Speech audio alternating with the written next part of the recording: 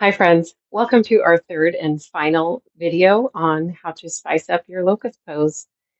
This collection of videos are simply put together to give you ways to add in additional strength, flexibility, exercises, or moves, and also to help you get your heart rate up just a little bit more if you're left feeling like you're craving a little something extra after your yoga practice.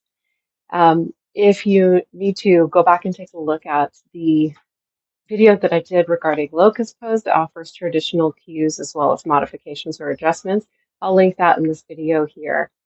And then, of course, you can, if you're doing these practices, you can always pad your pelvic area if it gets a little sensitive. And then if you do have any back or neck issues, please practice with caution or choose alternative poses. These types of practices are actually part of my comeback series where you'll have several days of yoga and then alternating bonus days that focus on strength, flexibility, and getting your heart rate up just a little smidgen more. So, and by the way, if you're new to me, this is the first time you're coming to me here. Hi, I'm Christiana with Christiana's Yoga. So let's go ahead and get started. Come down to your mat. The last two videos were separated into moves that focused on the upper body and then moves that focused on the lower body. And this third video is a combination. And I'll offer two options in here as well. So coming to lie on your belly on the mat, rest your forehead down and release your arms by your sides. In this first exercise, root through your pelvis and your stomach, engage your legs, and then lift one leg up and the opposite arm for an opposite arm leg locust pose. And hold it as you breathe, and then release. And then do the other side. So lift your leg, lift the opposite arm, engage the back muscles, engage your leg muscles, and release. Remember to point your tailbone or give it a slight tuck towards the end of the mat to give length in your low back. And then just continue until you begin to tire or you can't do any more. And that will complete your set of this pose or this movement. The other one I want to share with you stays in this position.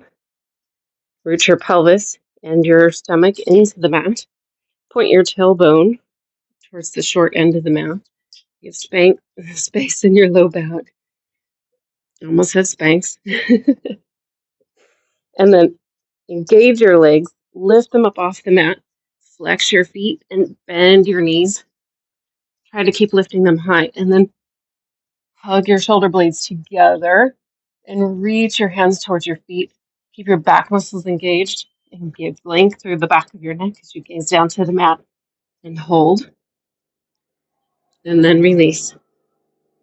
Let's do that again. Root your pelvis into the mat and your stomach into the mat. Put your tailbone straight down towards the short end of the mat. Engage your legs. Lift them up off the mat.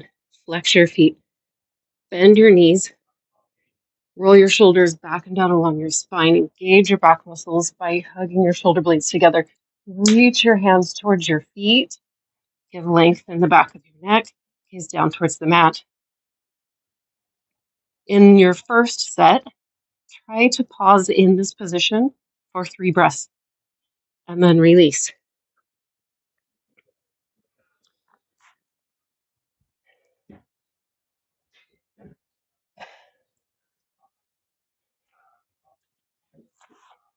After doing this first move for 3 breaths, if you feel like you can do another one, then try again for 5 breaths. And then if you feel like you can do another one, try again for 7 breaths. Keep increasing the breath count, but usually 3 sets, increasing the breath count is perfect. And then, of course, after you've practiced this, make sure you traction your spine. And a couple of the ways to do this: create a pillow with your hands, and then just give your hips a wiggle side to side. or do some gentle side twists.